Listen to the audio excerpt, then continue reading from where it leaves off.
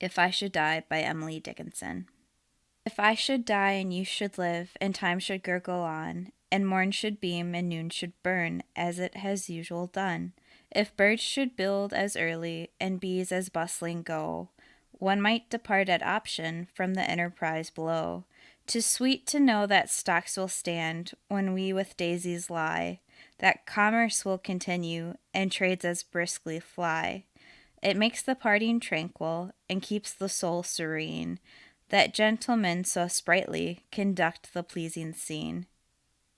Violent Vice contains graphic and explicit content which may not be suitable for some listeners. Listener discretion is advised.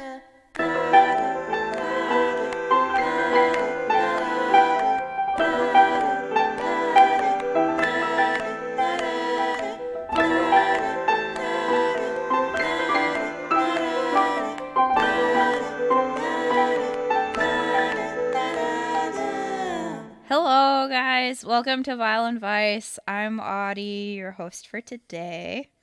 And I'm John. I'm not the host today. But if you guys could give us 5 stars, leave a review on Apple Podcasts, it helps spread the word and move us up the charts. We'd really, really appreciate it. Also, if you guys have any spooky or true crime stories, please send it to us at violentvice@gmail.com. We're working on a couple bonus episodes, and we'd love to hear from you guys. So, today's topic is, Yes. as we said in previous episodes, Jack the Ripper. Uh-oh. And this is probably part one of two episodes that we're going to do on Jack the Ripper. Maybe even 3. Maybe even 3. I went down one too many rabbit holes, and there is a lot of information on the victims. So, yeah. Well, I'm excited. I am too. And since there is a lot and probably too much, let's get into it. Okie doke.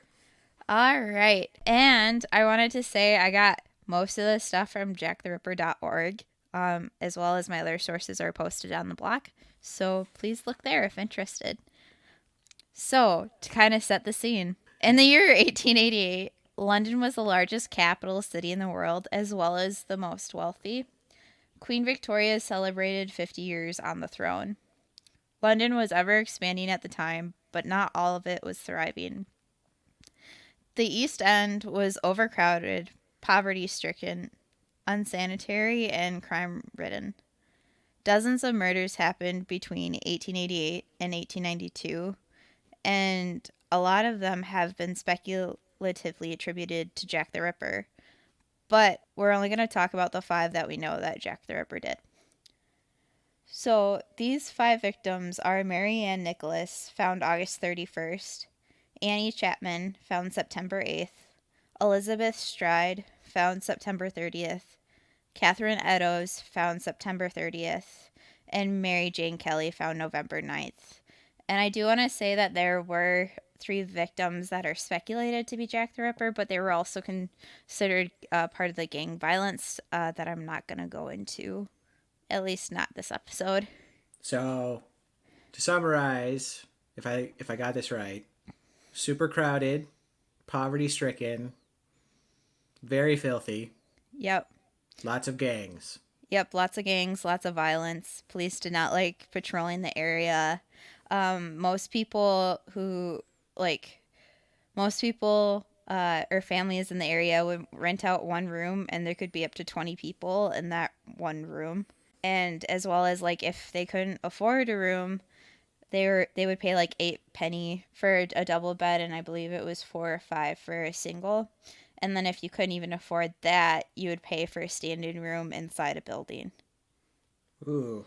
Yeah. Just to stand? Yeah, just to stand. So people would sleep like standing up, and there would be a lot of people in like a single room. I doubt they'd be standing up. They probably would be like leaning against something. But if Well, they could stand up, yeah, that'd be leaning like against a rope or leaning against a wall. that takes skill. Yeah. Or, I mean, people would also sleep rough, which is just outside and then like filth and everything. But London is pretty cold during the winters. So, I mean, you wouldn't really want to do that. No, Uh, definitely not. so With that, let's get on to uh, Jack the Ripper's first victim, Mary Ann Nichols. Okay. So, Mary Ann was born to a locksmith, Edward Walker, and his wife, Caroline, on the 26th of August, 1845, in Soho, London.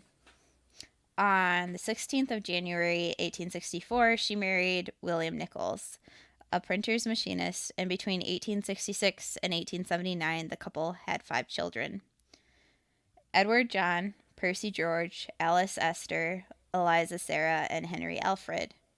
Their marriage, however, broke up in 1881 because of disputed causes. Her father accused William of leaving her after he had an affair with the nurse who had attended the birth of their final child, though Nicholas claimed to have proof that their marriage had continued for at least 3 years after this date of the alleged affair. He maintained that his wife had deserted him and was now practicing prostitution. Hmm. Yeah. Not really a good way to go, but there wasn't really a whole lot of work for women to do.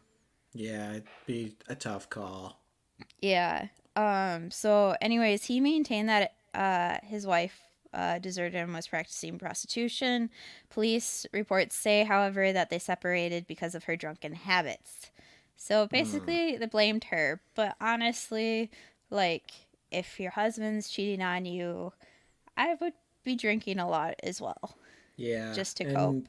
women tended to be very much blamed for almost everything in situations about that time, right? Yeah, they were, and like it's not to say that he wasn't a drunk too. He totally could have been.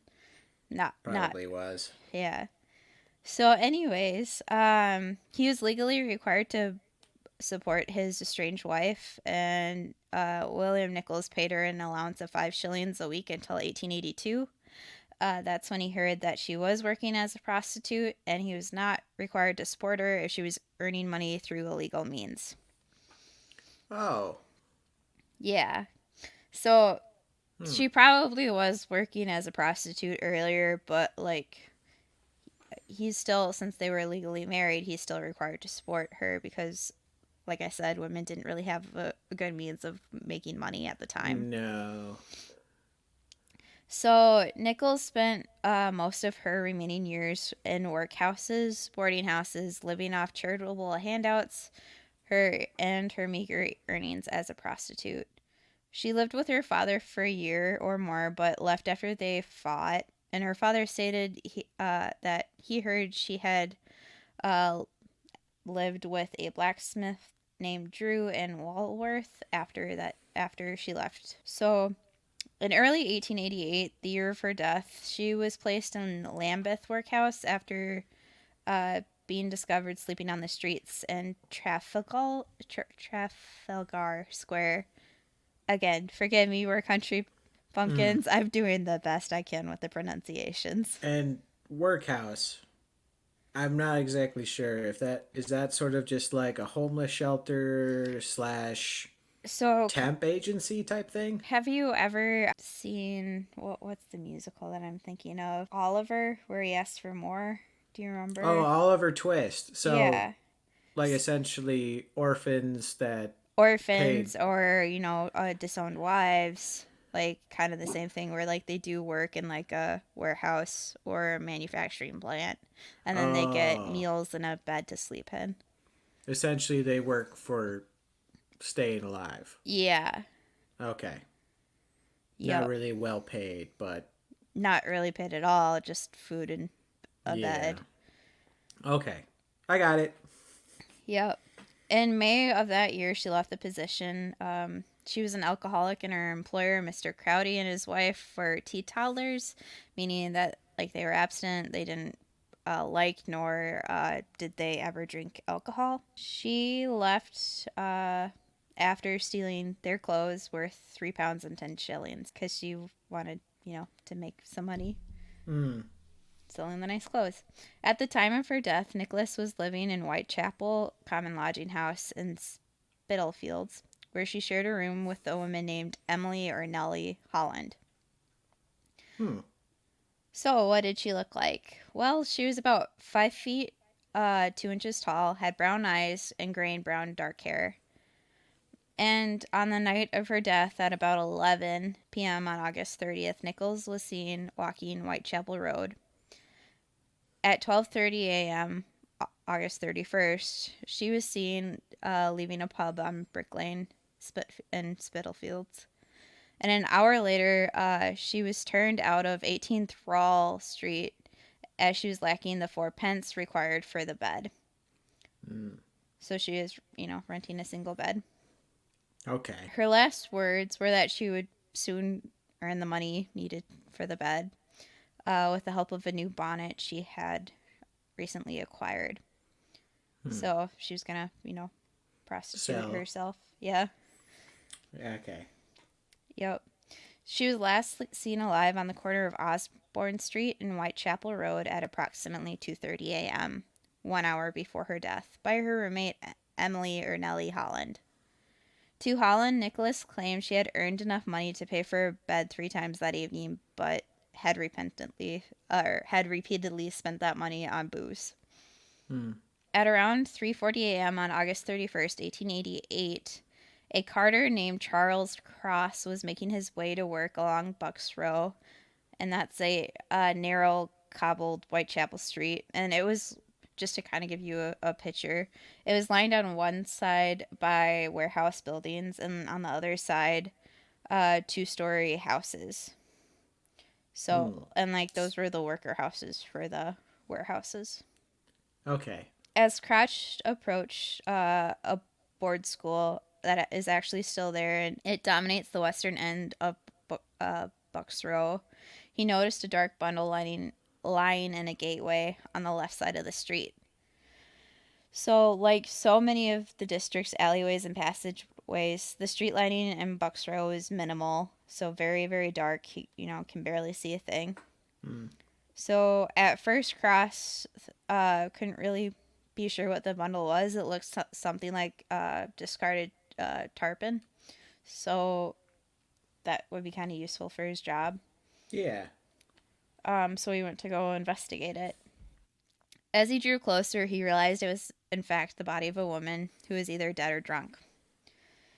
As Cross stood rooted to the spot, unsure of what to do next, he had heard footsteps behind him, and turning, he saw another carter, Robert Paul, walking towards him.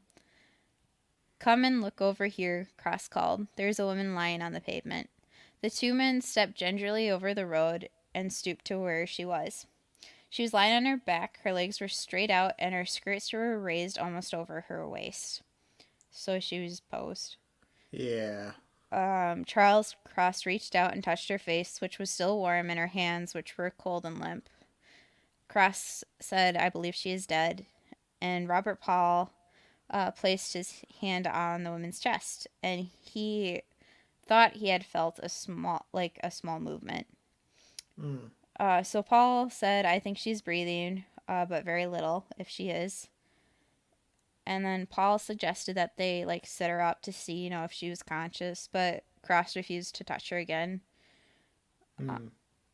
What? yeah, Like, was he like freaked out or just like, I think so. They didn't want to touch a sleeping woman, and yeah. if it was dead, there's some superstition behind touching a dead corpse.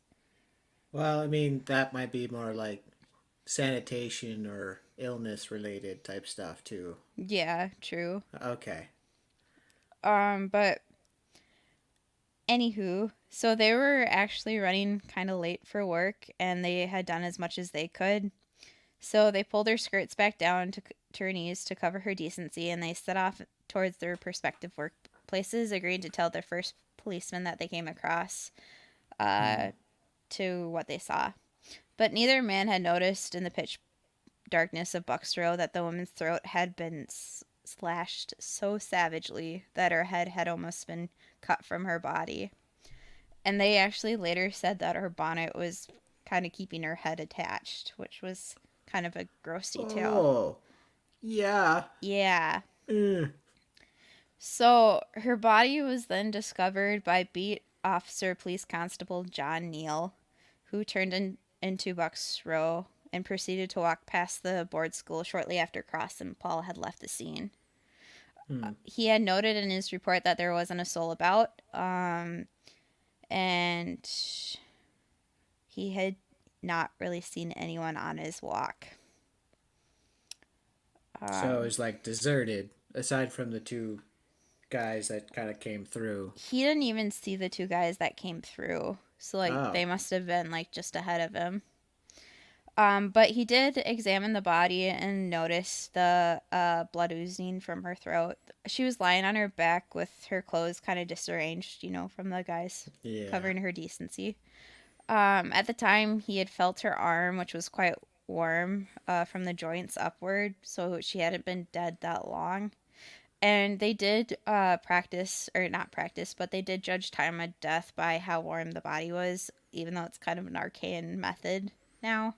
Yeah, but I mean, work with what you have. Yeah. So as he was examining her, he noticed another PC John Thane passing at the end of the street, and he flashed his lantern to attract his attention and told the PC that here's a woman with her throat cut.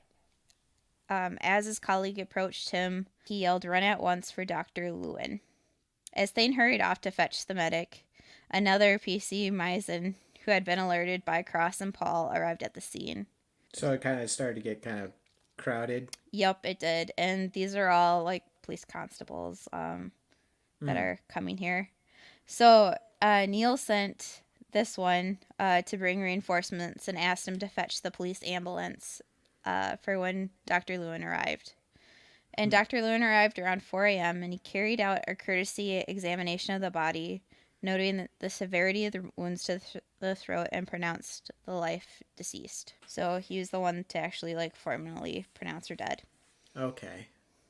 Um, and on closer examination, he also observed that both the body legs were warm at the time that he arrived there, but the hands and wrists were quite cold. So the body was, getting colder. Time had passed Yeah. since she first initially died. This led him to surmise that she could not have been dead for about a half hour.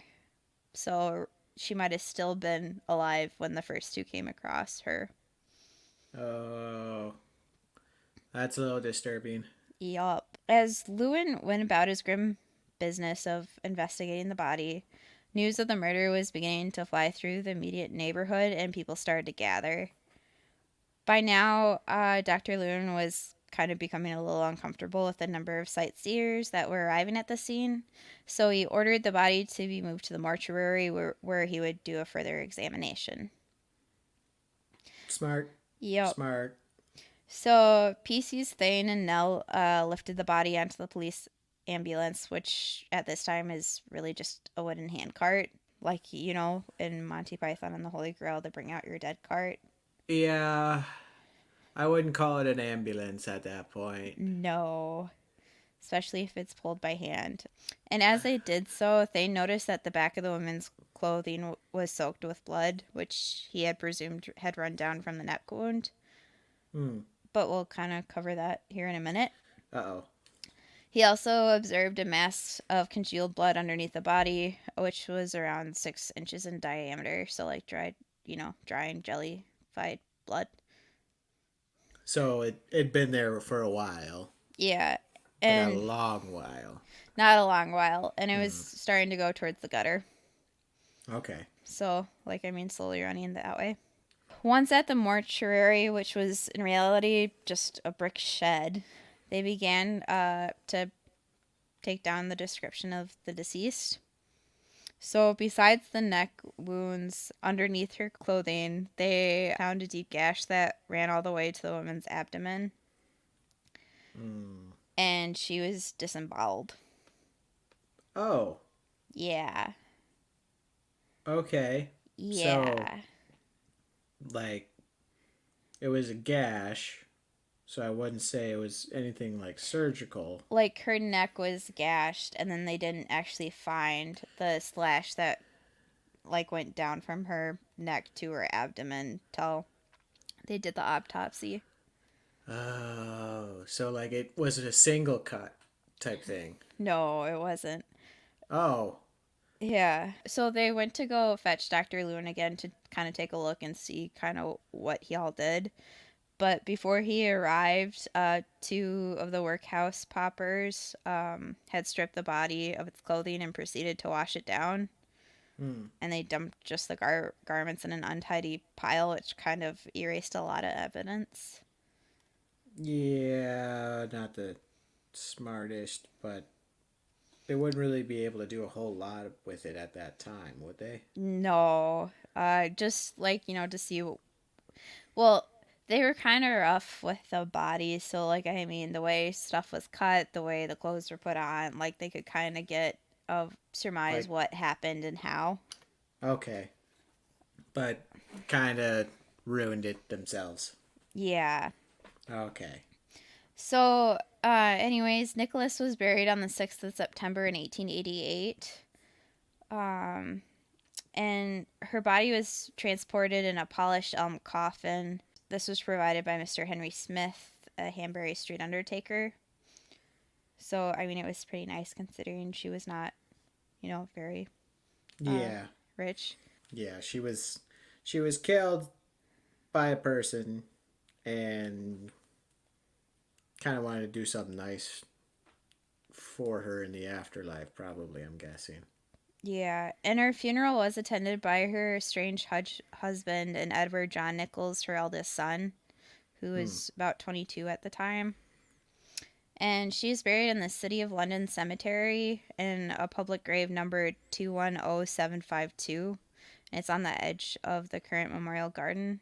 And in 1996, they decided to formally mark Nichols' grave with a plaque so people can go visit it. Still a little weird to visit somebody who was murdered that you don't know. Like a But if, hundred some years ago. But I mean, yeah, I think that has more to do with the fame of Jack the Ripper than it does her herself at this point. probably, but I mean, It's it's good that they did it, but I'm not sure the motives for it were the in the right nicest. places. Yeah, Yeah. got it. Anywho, moving right along to Jack the Ripper's second victim, Annie Chapman. Annie Chapman was born Eliza Ann Smith in Paddington on the 25th of September 1840. She was the first of five children born to George Smith and Ruth Chapman. George Smith was a soldier, having enlisted in the 2nd Regiment of the Life Guards in December 1834. Reportedly, the years of Chapman's youth revolved around her father's military service, served between London and Windsor. Chapman's parents were not married at the time of her birth, hence she taking her mother's name. Although they did marry on the 22nd of February 1842 in Paddington, following the birth of their second child. Okay. So in 1844, the family relocated to Knightsbridge, where George Smith became a valet. The family eventually relocated to Berkshire in 1856. And according to her brother Fountain, Annie had first took to drink when she was quite young, about this time, and she quickly was developing a weakness for alcohol, even though her siblings tried to like stop her and make her promise that she wouldn't continue. But I mean, moving around this much, she must have had a pretty rough childhood.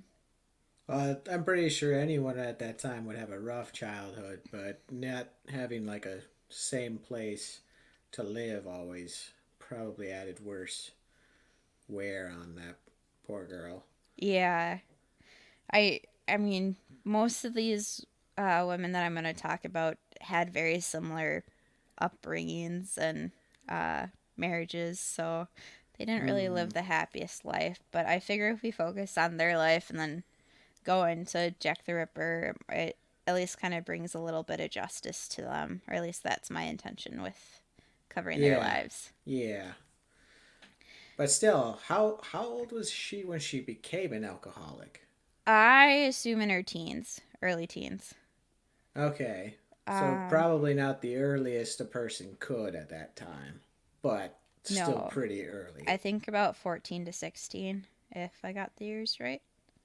Well, We're from Wisconsin, so we might know a few like that. Yeah. Yeah. Well, Anywho, let's can relate. let's move right along. So census records from 1861 indicate all members of the Smith family except for Annie had relocated to the parish of Clewer, Clewer, Clewer. Okay. Yeah. And Chapman was believed to remain in London, possibly due to her employment as a domestic servant. Like a So, maid? yeah, like a maid, a Okay. housekeeper, that type of thing. Okay.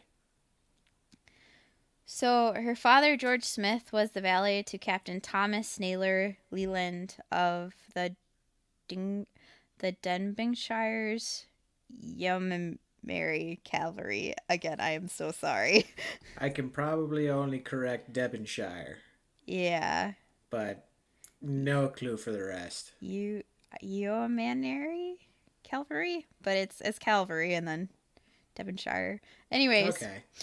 uh, let's see We're good how at words. let's see how long Audie can struggle on these pronunciations. I believe in you. So anywho, on the 13th of June in 1863, Smith accompanied, so this is her father, uh, Mhm. accompanied his employer to a horse racing event where Smith then committed suicide by cutting his own throat that night. So he went to go see horses and then committed suicide? Yeah, I mean, just from the sounds and reading into the background, it sounded like their family was not really a happy family. Oh. Well, that didn't probably didn't help the drinking. No, no. So I just included that to kind of give a bit more background to Annie's issues. Contemporary accounts describe Annie as an intelligent, sociable woman with, again, a weakness for alcohol, particularly rum. I mean, a Ooh. woman after my own heart. Rum's my go to. um, why is the rum always gone? Ah, you know why. That's why. An acquaintance actually described Chapman as a very civil and industrious woman when she was sober. Hmm. Though, I mean, she did drink a lot. So that was probably far and few between. But she was 5 feet in height and had blue eyes with wavy dark brown hair. And this led her friends to call her Dark Annie. I'm starting to notice a pattern. Yeah, there's a couple dark so and so's. He had a Well, type. He did have a type.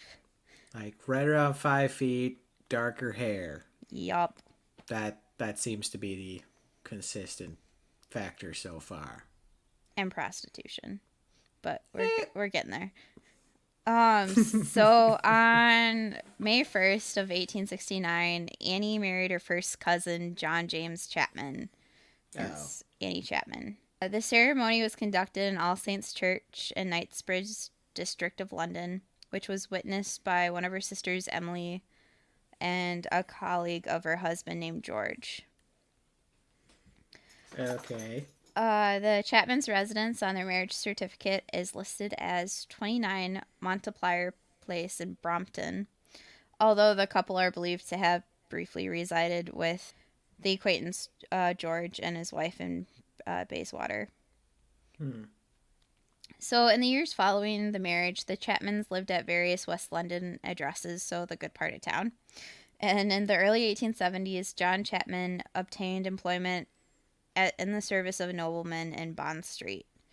The couple, while he was employed, had 3 children named Emily Ruth, Annie Georgina, and John Alfred. And Emily Ruth was born at Chapman's mother's home in Monteplier Place in Knightsbridge. Annie was born in South Bruton Mayos in Mayfair. And John Alfred was born in Berkshire village of Bray. But John was born crippled, leading the Chapmans to seek a lot of medical help for their son at the London hospital, before later placing him in an institution for the physically disabled close to Windsor. Oh. Um. Bit of an assumption here, but I have a feeling that might have something to do with her marrying her first cousin. Yeah, I just don't think they knew about that yet in the whole genetic thing. But Just yeah, just a shot in the dark. yup, Maybe. maybe. Anywho, although Chapman had struggled with alcoholism as an adult, she had reportedly weaned herself off by 1880. So like right before she started having the kids. But her son's disability is believed to have contributed to her having alcohol dependency later on. Hmm. So the Chapman family then relocated from West London to Windsor, where John Chapman took a job as a coachman to a farm bailiff named Joshua Weeks. And the Chapman family were then living in the attic rooms of St. Leonard Hill Farm Cottage. The following year, Emily Ruth, so one of Chapman's daughters, died of meningitis. Following the death of their daughter, both Chapman and her husband took to heavy drinking. So, over the following years, Chapman was known to be arrested for public intoxication in both Clewer and Windsor. There's that C word town again. Um, but Chapman and her husband separated by mutual consent in 1884. And this was maybe attributed to John's employer, like being embarrassed about Annie being drunk all the time. I mean, it's Hmm. more normal for men to than women to, but she was pretty regularly drunk. Not considered a very womanly person. No, and just having her on the property, like if guests were to see her, he'd be embarrassed or whatnot. Yeah, I can kind of see it. Yeah. So John Chapman retained custody of their living daughter while Annie relocated to London, and her husband was obligated to pay her a weekly allowance of 10 pence via post office order. The precise reasons, uh, again, this is what I kind of discussed. The precise reason for the couple's separation is unknown, although during her inquest, police again blame it on Annie's alcoholism and drunken Hmm. and immoral ways. As they would. They always blame the woman. Yep. But anywho, 2 years later in 1886, John Chapman resigned from his job due to his declining health and relocated to New Windsor. He died of liver cirrhosis and edema on the 25th of December, leading to a cease of payments. So those are both like heavily drinking diseases. Ah. Mm-hmm. I'd assume the liver one was, but I didn't know about the other. Yeah, at least that's what I looked into it. I don't know. I'm not a doctor. Anyways, Chapman learned of her husband's death via her brother in law, and her surviving daughter, Annie Georgina, was 13 at the time. She was believed to either have been placed in a French institution or joined a performing troupe, which traveled with a circus in France. And I'm going to go with the circus troupe because that sounds a lot more fun. And I'm like, you go, girl. Yeah, I mean, come on. You run away, join the circus, and now you're an acrobat. That's. I mean, it's every kid's dream. Unless she was like the bearded woman, which, I mean, she probably could have done. I Hope don't know not. if that was the case, but Yeah. the options are endless. Yep. So after Annie's husband's death, she relocated to Whitechapel. And because she was primarily living on her weekly allowance of 10 shillings from her husband, and over kind of the following years, she resided in those common lodging houses that we talked about, both in Whitechapel and Spitalfields. Seems to be a common area for that. It was a highly dense populated place Hmm. for poor people. Um, Before her husband's death, she was known to be residing with a man who made wire sieves for a living, and I don't know what those are. Are they like sieves? Sieves, yeah. Yeah. Okay. Because she was known when she was staying with him as Annie Civvy. Oh. Yeah. Hmm. But by the end of 1886, when her allowance stopped, he just up and left, and that was probably because Annie wasn't getting an income anymore. Hmm. Hmm. Yup. Hmm. Judging him. Judging him harshly. Yeah. After learning of her husband's death, a fellow resident named Amelia Palmer said Chapman would become tearful whenever discussing her husband or the lives of any of her children. So Annie wasn't really happy. No. No, it's not a good Yeah. time. And Chapman, to her friends, just became very depressed in general and kind of just seemed to abandon the will to live.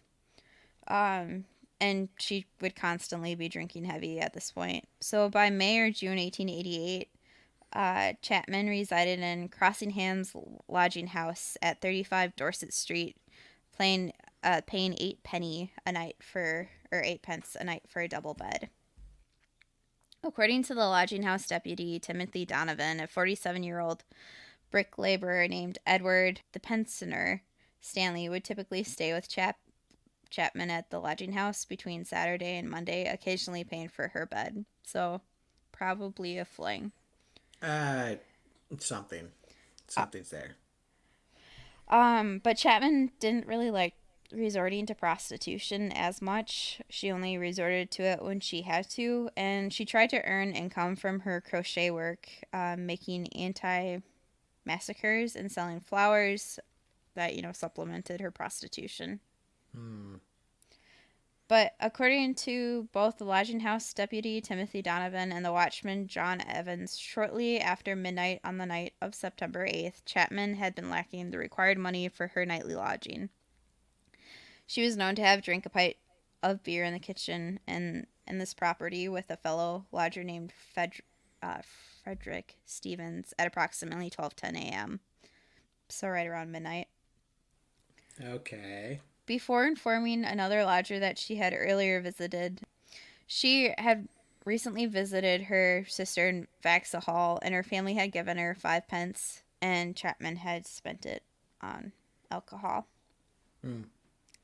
So she was kind of just up out of luck for money, Yeah. partially because of her drinking. Anywho, at approximately 1:35 a.m., Chapman was seen leaving the premises, likely with the intention of earning money to pay for a bed via Mm-hmm. prostitution. Yep. And she said to the lodger, "I won't be long, Brummy. See that Tim keeps the bed warm for me." Meaning, that she was just Yeah. going to find a customer and then be back. Evans last saw Chapman walking in the direction of Spitzfield's Market, which is a common place to get Yeah. customers. A Miss Elizabeth Long testified that she saw Chapman talking to a man at approximately 5:30 a.m. on the 8th of September. The two standing just behind the backyard of 29 Hanbury Street in Spitalfields. Mrs. Long described the man as being about 40 years of age, slightly taller than Chapman, with dark hair and a foreign shabby genteel appearance. He was wearing a deer stalker hat, which I think is just like a brown leather hat. I think that's the Sherlock Holmes hat. Yeah, I think you're right. And a dark overcoat. Okay. According to Long, the man had asked Chapman the question of "Will you?" to which Chapman replied yes, as Long was passing. Hmm. Long was certain of Chapman's identity at the time, but she had never seen the man before. And she was certain of 5:30 because she heard the clock just right after she passed. Oh. With this sighting, it's likely that she was the last person to see Chapman alive and her murderer as well. So, a little before 6 a.m., John Davis, an elderly resident of 29 Hanbury Street, the building in which Chapman was standing in the yard of, came Mm-hmm. downstairs and walked along the narrow passageway and opened the back door. The sight that met his eyes sent him reeling back in horror. Moments later, two workmen walking along Hanbury Street were suddenly startled when, from behind the door of number 29, the old man came stumbling out and cried, "Men, come here. There's been a murder." Uh-oh. Nervously, they followed him along the passageway, looking into the yard of 29 Hanbury Street, when they saw the mutilated body of Annie Chapman lying on the ground between the steps and the wooden fence. So this gets a little gruesome. Her head was turned towards the house, and her clothes had been tucked up above her waist again, exposing her red and white striped stockings. Okay. A handkerchief was tied around her throat, wearing this when the killer had cut her throat. And again, this is kind of holding her head on. Okay. Her face and hands were covered in blood, like she had defensive wounds. And her hands were raised and bent with the palms towards the upper portion of her body, giving James Kent the impression that she was struggling. Hmm. Broken wrists from pushing. Like bloody wrists, like she was being stabbed and was trying to be defensive. Oh, so like blocking or Yeah, attempting to block things. yes. Or Okay. and to probably hold her throat. I'm not quite sure the order of the injuries, but that could be. Yeah. Yeah. I mean, I would. Yeah. After a few moments of staring at the scene, the three men sprang into action, racing out in all different directions to find a policeman. Of what he had witnessed immediately began to sink into James Kent, causing him to abandon his search and go instead for brandy to steady his nerves. Drink a. Understandable. Yeah. Anywho, Henry Holland raced up to Commercial Street and headed across Spitalfields Market, where he encountered a constable on his fixed point duty. Holland panted out the news that he found a mutilated body and was somewhat taken aback when the officer on duty curtly informed him that it was against procedure for him to leave his post. He was so. Okay. Yeah. I mean, what are they posted there for if not to, like. I are they like maybe they're like traffic cops It or may something, be. I don't really understand why or you maybe he couldn't. was a fake. Maybe. But anywho, he was so angered by the officers like kind of curt attitude that he later made an official complaint to the police station, only to be told that the officer had been correct to follow procedure and not leave his post. Well, then that's just bad rule making. Yeah. John Davis, the third man, meanwhile, headed to Commercial Street Police Station and, bursting through its doors, breathlessly demanded to see the most senior officer. Hmm. Moments later, Joseph Chandler was hurrying along to Commercial Street towards the body. So, I mean, Took like 3 tries to get a yeah, police over there. yeah, three tries to get some help. Like, I mean, Ugh. they didn't have phones. They couldn't just call 911 back then. Like, Well, it's England, so it'd be 999, which is their thing, yeah, right? I think so, but isn't one place like 111 I don't know which or one's zero that zero one, zero? I but I don't know know. the UK is 999. Okay. So, hot tip for you. Yeah. So, anyways, they were rushing through Hanbury Street, and a crowd of spectators had already gathered. He ordered that the vicinity be cleared of all sightseers and then set a constable back to Commercial Street Police Station, instructing him to bring as many reinforcements as possible to help contain the crowds. Because this is like, right when everybody goes to work and everything. Yeah. So, anyway, another officer was dispatched to fetch Dr. George Bagster Phillips, the divisional police surgeon. Chandler then acquired some sacking from one of the neighbors and used it to cover the body until the police surgeon arrived Hmm. to kind of like, detour onlookers and Yeah. Make uh, it so there's nothing to see here type thing. yeah. Okay. By the time Phillips arrived around 6:30 a.m., the crowd outside the house was some several hundred strong. Casting a curious glance down at the body, it was more than obvious to him that the woman was beyond medical help. Just Curiosity is peaked. just know that her teeth were knocked out. Her head or her neck was sufficiently cut, and she was disemboweled again, as well as the entrails were kind of placed over the body. Oh. I mean, that's gross. But I mean, there's been horror movies with grosser. So later during the post mortem, besides what was all seen out on the street, it was realized that the killer had deftly cut out Annie Chapman's wound and had took it home with him. Oh, uh, Yeah. When I say like it was pretty gross, like I mean stuff was everywhere. but okay. So, disemboweled, teeth are gone, Mhm. took the womb Yep. home? Took the Oh, womb, like took it with him. And this is kind of a common theme because there's parts of everybody missing. like either Uh, ears, wombs, liver, whatnot. Maybe he was trying to like make his own body like Frankenstein. I doubt it because it was only parts and not the whole thing. But yeah. Well, I mean, a whole womb, I guess, but only parts of the Yeah. others. I don't know, maybe black market like surgeon or something. Maybe. I doubt that anything would be usable though. So, a little bit before 7 a.m., her body was outside the mortuary gates after they collected it. And the people that were unauthorized to strip down the last body were reprimanded, and the body wasn't actually touched until the doctor came.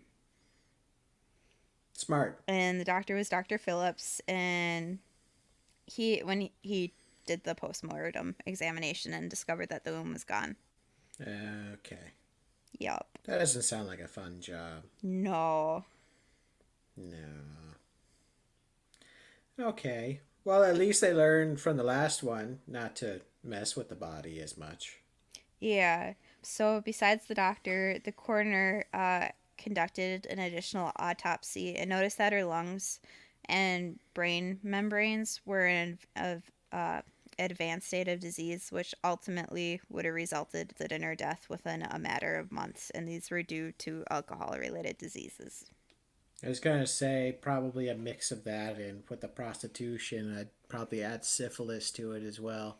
Yup, So, probably. Well, I mean, I don't actually know because they're uh, we'll get into it, but one of the girls was treated for a sexually transmitted disease at some point. okay. So I don't know really what methods of treatment there were, but I think they Nah. could at least identify them. So, anyways, Chapman was buried shortly after 9 a.m. on the 14th of September, 1888, in a service paid for by her family. She was laid to rest in a communal grave within Manor Park Cemetery in Forest Gate, East London. At the request of Chapman's family, the funeral was not publicized because at this time the murders were getting a lot of attention. So the service was only attended by the undertaker, police, and a few of her relatives that knew the arrangements.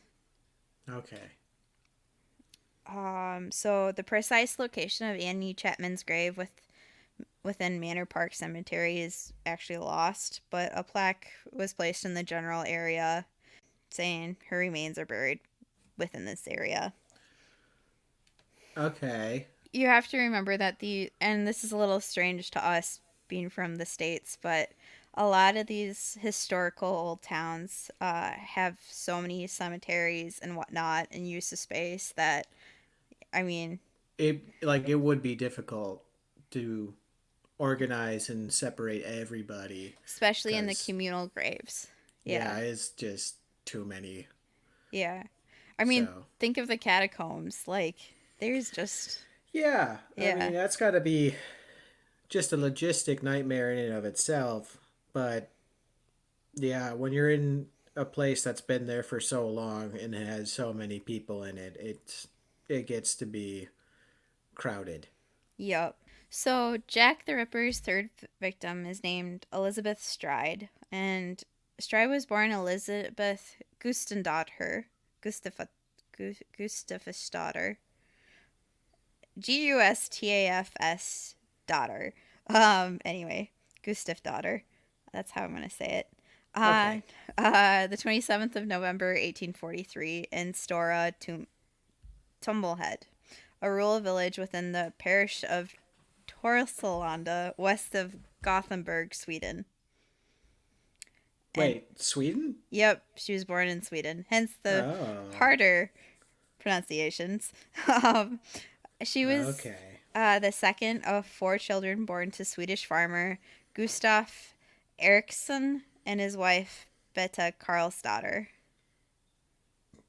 Um, Oh. so I think this is like where your last name is like your father's first name with your mom's last name, like that whole thing. But I'm not 100% sure. Well, like Eric's son would be like his dad's name was Eric, and Gustav's daughter would be Gustav.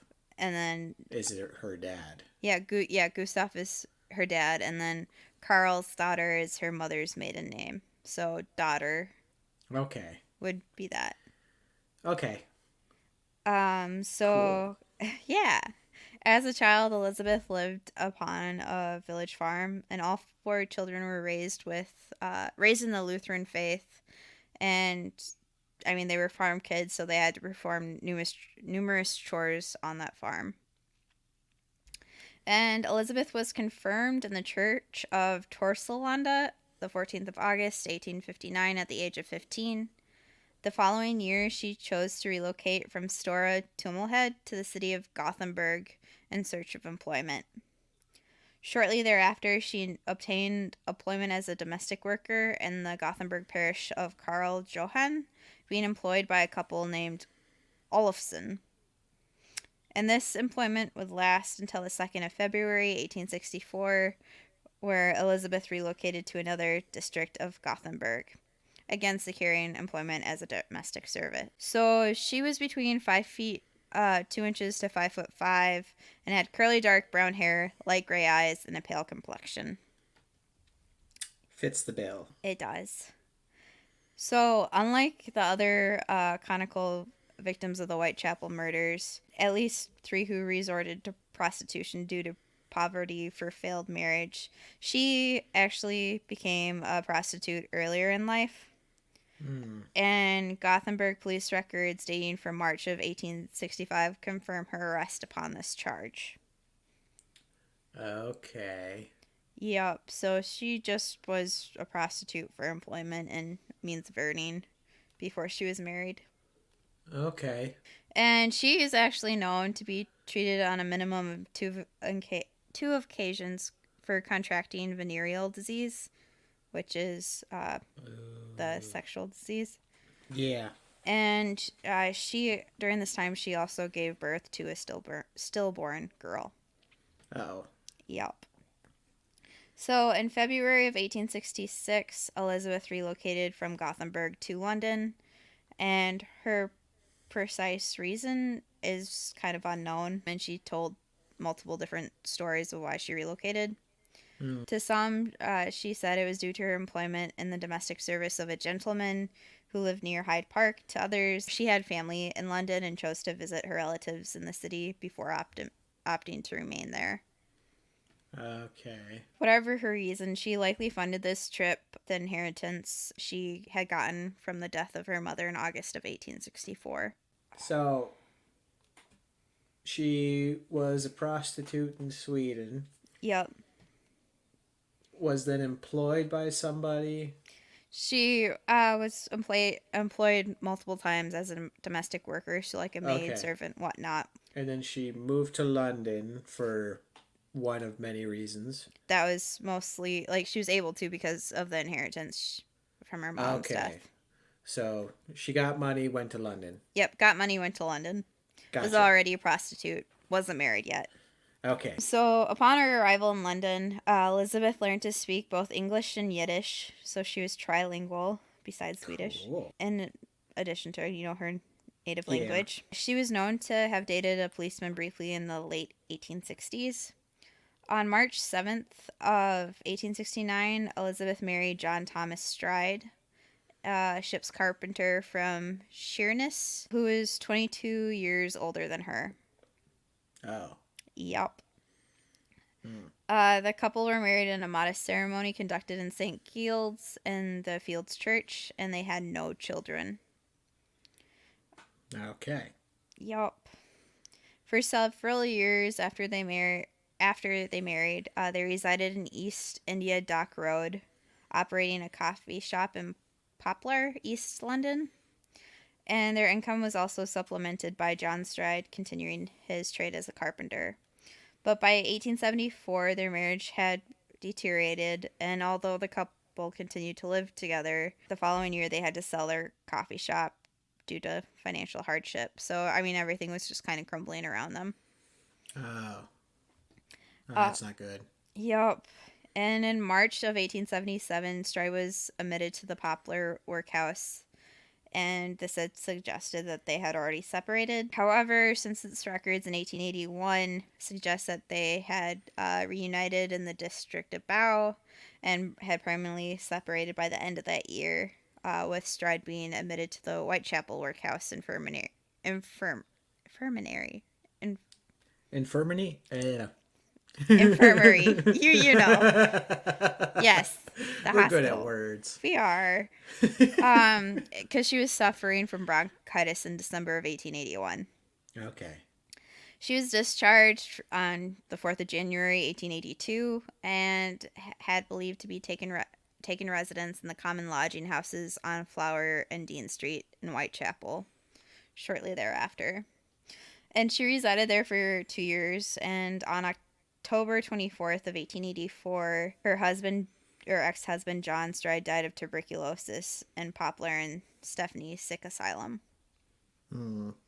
Okay. So, while residing in the common lodging houses, Stride occasionally received charitable assistance from the Church of Sweden in London from 1885 until her death. Much of that time, she had a relationship with a dock laborer named Michael Kidney. Kidney? Yep, Kidney, like the That's organ. that's a little unfortunate. Yep, who and he resided in Devonshire Street. The couple had a tumultuous. Anyways, the couple had a volatile relationship, and on numerous occasions, the couple had separated, with Stride sleeping in various local lodging houses before returning to live with Kidney. In April of 1887, Stride had filed a formal charge against Kidney, although she later failed to show up in court, and the charge was later dropped What was the charge? for like assault. Oh. I mean, I kind of assumed that, but Yeah. mm, mm, So, anyways, in addition to prostitution, Stride occasionally earned income by sewing and house cleaning work. So, still like the domestic servant work. An acquaintance described her as having a calm temperament, though she had actually appeared before the magistrate's court on approximately 8 occasions for both drunk and disorderly conduct and the use of obscene language. Which, I mean, the use of obscene language, I feel like everyone nowadays would probably get charged with that had we lived there. I But would agree with that, but I'm guessing the drunken disorderly conduct was probably she was drunk in public and maybe a little bit more liberal with her yeah, appearance. probably. Could be. I don't know. Yeah. Just a guess. Elizabeth Stride also went by the alias Annie Fitzgerald at some of these hearings, and she could have used that name elsewhere as well. And her relationship with Kidney would continue on the on again, off again like fashion between 1885 and September 25th of 1888. That doesn't sound like a healthy relationship at all. No, very vital. Or just, unhealthy, like you said. So, on the day prior to her murder, Stride had made some wages cleaning rooms at her current lodging house, which she was paid 6 pence for. And that evening, she wore a black jacket and skirt with a posy of a red rose. Her outfit was complemented by a black crepe bonnet. So, I mean, she was kind of all dressed in black. In an effort to make her clothing look more respectable, though, she borrowed a brush from a fellow resident, and at 6:30 p.m., Elizabeth Stride and then Elizabeth Tanner briefly visited a pub together. Elizabeth Tanner was her friend on Commercial Street before Stride returned alone to her lodging house. And Okay. what it meant by like her borrowing a brush is like cleaning her clothes a bit more and everything and not look as dirty. Less disheveled, Yep, more more put put together. together. Okay. However, it rained heavily that night, and the next sighting of her was at 11 o'clock when a man named Jay Best and John Gardner were certain that they saw her sheltering in a doorway of a bricklayer's arms on Settle Street. She was in the company of a man who was about 5'5" tall and had a black mustache, sandy eyelashes, and was wearing a black morning suit together with a billycock hat, which I don't know what most of this clothing is. I don't know what a billy cock hat is. Yeah. Anyways, according to Bess, they didn't not appear willing to go out. He was hugging and kissing her, and he seemed like a respectfully dressed man. We were rather astonished the way he was going on with the woman, and the two men couldn't really resist bantering the guy at the couple's expense. So they had called out, "Watch out! That's a leather's apron going getting around you." Anyways, embarrassed by the chaffing, the couple kind of took off, and Best and Gardner watched them hurry off through the rain towards Commercial Road at around 11:45 p.m. The only reason why I included the leather apron is one of the suspects for Jack the Ripper. His nickname was actually Leather Apron, and this apron is gonna kind of pop up in a bunch of the murders. Oh, Yeah. foreshadowing. But it so like the guy called the leather apron is actually innocent, and like the apron that showed up on one of the murders was actually for a resident of that building that was cleaned by the mom and just left out to dry. But the press at the time, I kind of just took this apron theory and ran with it. Ah, Yeah, as they do. as they do. So a man named Marshall, who was a laborer who lived at number 64 Burner Street, was standing outside his house when he noticed a man and a woman outside number 63. They both seemed pretty sober, and he watched them begin to kiss. Marshall heard a man remark to the woman, "You would say anything but your prayers," and then the couple moved off, heading in the direction of Dudefield's yard. And I have no idea what that saying really like implied. Me neither. Anyway, moving on. I'm just recounting, the night's tales. Yeah. I'm guessing, though, you would say anything but your prayers is just like you are very charming, but clearly not one Devious. who. Yeah. Yeah, Yeah. yeah. Anyways, Marshall describes the man as being middle aged and stout, having the appearance of a clerk, and he was around 5'6" tall, clean shaven, and respectfully dressed. He wore a small black cutaway coat, dark trousers, a round cap with a small sailor like peak. And I'm including all this because these were the only sightings of potential murderers, and we still don't know who did No. it. Possible suspects. Possible suspects. So at 12:30 a.m., PC Williams, who police officer, police constable, proceeded along Burner Street on his beat and noticed a man and a woman on the opposite side of the road to Dudefield's yard. And this is where Elizabeth Stride's body would be later discovered. This man was approximately 28 years old with a dark complexion and a small dark mustache. He was about 5'7" tall, had a dark overcoat, a hard felt deerstalker, dark hat, and dark clothing. The woman, whom Smith later identified as Elizabeth Stride, had a flower pinned to her jacket. However, the couple were doing nothing that aroused Smith's suspicion, so he continued on his beat, keeping ahead to the Commercial Road. And by beat, I think it just like his rounds. Yeah, like where his patrol is. Yep. And then the most important witness to have seen Elizabeth Stride in the 30 minutes before her body was discovered in Dudefield's yard was a Hungarian Jew by the name of Israel Schwartz. He turned into Burner Street around 12:45 a.m. and noticed a man walking ahead of him. The man stopped to talk to a woman who was standing in the gateway of Dudefield's yard. Schwartz was later empathetic with the woman he had seen. Schwartz thought that the woman he had seen was Elizabeth Stride. Hmm. And it's likely that Schwartz witnessed the early stages of Stride's murder, therefore being the only person to really have seen Jack the Ripper actually murder one of his victims. Oh. And his statement came under a lot of scrutiny as he spoke no English and therefore had to give his evidence through an interpreter. It's also worth noting that his statement to the police and interviews gave journalists do differ in certain details. However, the police do seem to have taken him actually seriously as a witness. Hmm. So, according to Schwartz, the man was about 5'5", aged around 30, with dark hair and a fair complexion. He had a small brown mustache, and he had a full face, broad shoulders, and appeared to be slightly intoxicated. As Schwartz watched, the man tried to pull the woman into the street, spun her around, and then threw her onto the footway, whereupon the woman had screamed 3 times, but not very loudly. Schwartz appears to have believed that he was witnessing a domestic attack, so he crossed the road to avoid getting involved. Hmm. Because at that time, people It kept. wasn't uncommon, but still something to be avoided. Yep. And as he did so, he saw the second man standing, lighting his pipe. As Schwartz passed him, the man who was attacking him called out, apparently to the second man, with the word Lipsky, to which point the man began to follow him. Schwartz panicked and began to run, and he managed to lose his apparent pursuer by the time he reached the nearby railway. Hmm. The second man, Schwartz said, was about 35, 5'11", had a fresh complexion, light brown hair, and a brown mustache. He wore a dark overcoat with an old black hard felt hat.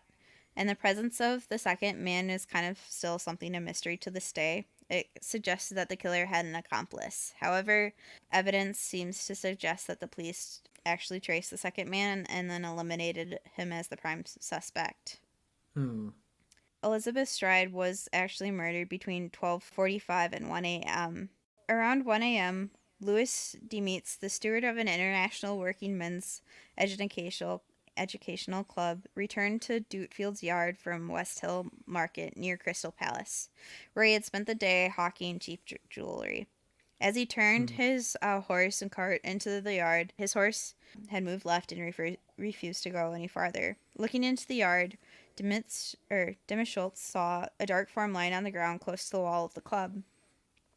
Leaning forward, he prodded it with his whip and tried to lift it. When this proved unsuccessful, he jumped down to investigate and struck a match to get a better view.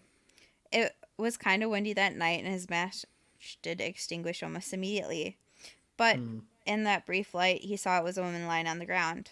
Thinking it might be his wife, he went into the club entrance by the side and went into the club to ask if anyone had seen his wife. And when he did find his wife, he said that there's a woman lying in the yard, but I cannot say whether she's drunk or dead. Hmm. He then took a candle from the club and went into the yard with several other members. Now he noticed blood by the body, and those present winced in horror when they saw that the woman's throat had been cut deeply. Various club members had then rushed from the yard and hurried off to the surrounding streets to find a police constable. Demis Schultz and companion headed to Fairclough Street, shouting murder and police at its junction with Christian Street. They soon met a man named Edward Spooner. Hey. I know, right? And he asked what all the fuss was about when they told him.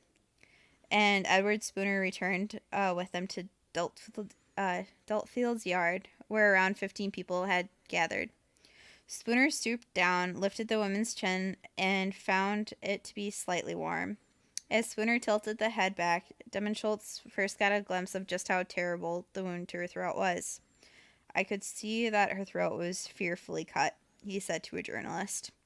There's a gash in it over 2 inches and a stream of blood that ran, down Yeah. towards the door. It was also double cut. Double cut. Yeah, so like not just one slice, but two. Okay. Police Constable Henry Lamb was found and told, come on, there has been another murder. And he found Police Constable Edward Collins, and together they followed men that had, initially gone out back to Diltfield's yard, where a crowd now swelled to about 40 people or so. Lamb had ordered the bystanders to keep back so that people didn't get blood on their clothing and find themselves in trouble. And he told Collins to go at once for Dr. Frederick William Blackwell, who lived at 100 Commercial Street right nearby. He then sent Morris Eagle, I believe a club member, to Lehman Street Police Station to summon further assistance. As the two men headed off, Lamb stooped down and felt the woman's face, finding it was still slightly warm. However, when he felt her wrist, he could detect no sign of a pulse. Hmm. When asked by the coroner at a subsequent inquest to this woman's death whether the woman's clothing had been disturbed, Lamb replied, no, I could scarcely see her boots. So this was the first one where her skirts weren't up around her waist. Hmm. And she looked like she had been quietly laid down. Dr. Blackwell then arrived at the yard about 1:16 a.m., having pronounced the woman dead, and gave his opinion that she had been dead for about 20 to 30 minutes, based on the temperature of her body. Yeah. He noted that the woman was wearing a check silk scarf and the bow, which was turned to the left and pulled slightly. At the inquest of her murder, he had stated that he had formed the opinion that the killer had first taken a hold of the back of the scarf, pulled his victim backward towards the ground, and then cut her throat so that she wouldn't scream. So Mm, this was the importance of the clothes earlier and why, like, they were upset that they had, washed the bodies and discarded the clothes. yeah. Ah, Kind of gives the story of how it happened. yep. And so, since the killer had cut her throat, she could not have cried out and have been heard because obviously it was a populated place with a club right there. Yeah. The police constable Lamb gave orders to close the gates for Dudefield's yard and told everybody to remain where they were so that he could carry out a search of the premises. So he examined people's hands, clothing for bloodstains, and having found nothing suspicious, he went around to the cottages near number 42 Burner Street and woke the residents who had apparently remained asleep throughout the excitement of the last 20 or 30 minutes. Hmm.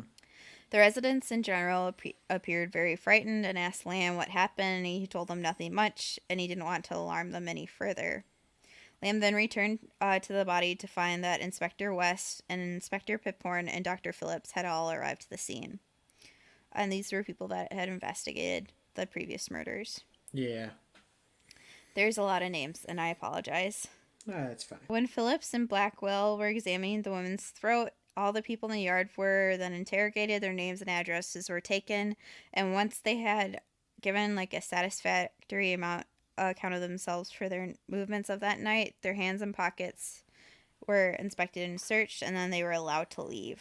And this is important because up until this point, the police didn't really have a theory, but they were thinking now that the Ripper lived within the area because it was quick murders. Yeah, and it was all within a very, I wouldn't say very close, but still nearby area. Because, like, most of these were in, like, Whitechapel or nearby, right? Yep. That's why they're all called the Whitechapel murders, too. Yeah. So, Yeah. So, kind of getting this to a close a little bit. At 4:30 a.m., the body was moved to St. George's Mortuary in Cable Street, and at 5, police constable Albert Collins washed the blood away from the yard. And this was typical to wash the scene, so like people wouldn't really know what happened there. yeah, it's also unseemly, so Mm-hmm. nobody wants to have the yard with a pool of blood in it. At least not any cool or normal people. Yep. And I do have to say, on the 1st of October, a drunken Michael Kinney walked into the Lehman Street police station and he kind of cried and was yelling about police incompetence, stating that had he had if he had been a policeman on the duty in the Burner Street on the 30th September, he would have committed suicide by his due to his incompetence. He was very upset. Mm, For as bad as their relationship was, Kenny really did care about Stride, yeah, or at least seemed to. yeah, And he was actually an initial suspect of Stride's murder, but he was later eliminated. yeah. I probably wouldn't put that in the same. Hmm. And just to kind of close out on Kenny's story, he went to the Whitechapel infirmary workhouse, sorry, on 3 separate occasions for syphilis in June 1889, lumbago in August, and dyspepsia in October, and then Kinney's overall health declined after the murder. Yeah. Um, yeah, and he was kind of just messed up. Well, yeah. Oh, I can see why. yeah. And so Elizabeth Stride was buried on Saturday, the 6th of October in 1888. She was laid to rest in East London Cemetery, located in the East London district of Plaistow. And her funeral was attended by a small number of mourners, and the cost of her service was provided by the Church of Sweden. Okay. And the undertaker taker, Mr. Hawks. Stride's headstone was then inscribed with her name and the years of her birth and death. Well, that's more than the others. Yup. And just briefly, at this time, the police were also getting letters from people. And this was about the time where they got the Dear Boss letter where a person had signed Jack the Ripper. And they believe that this was a journalist. But this is also where about the time where Jack the Ripper got his name. Ah, okay. Yep. So people were adding more and more hype to this situation. Yep. People and journalists in this story was going wild. Okay. So with that, why don't we end the episode here? We're going to have to wait for part 2. We are. Well, that's okay. I mean, we still have more to go. We still have a lot more to go. I mean, I don't know if I can handle being on hold. Can you handle? I think we can handle. Okay. But I'll close this off saying, again, thank you guys for listening and give us 5 stars and write a comment. We really appreciate it. It helps spread the word. You can follow us on Facebook, Instagram at Violent Vice Podcast or Twitter at Violent Vice. And if you want to help support the show, you can support us on patreon.com/Violent Vice. Please do. I mean, anything counts, but if you do the $5 donation, you can see our extra content too. I mean, we have bloopers. Yes. Which I'm pretty sure we're gonna have most of those on there.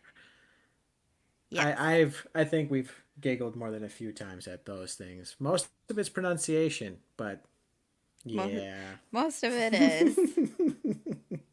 But thank you so much. We really appreciate it. And we'll see you guys next week for part 2. Bye. Bye.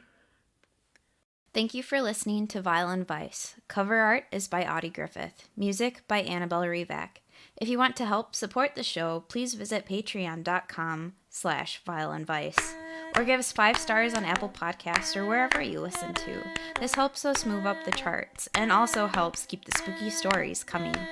Thank you.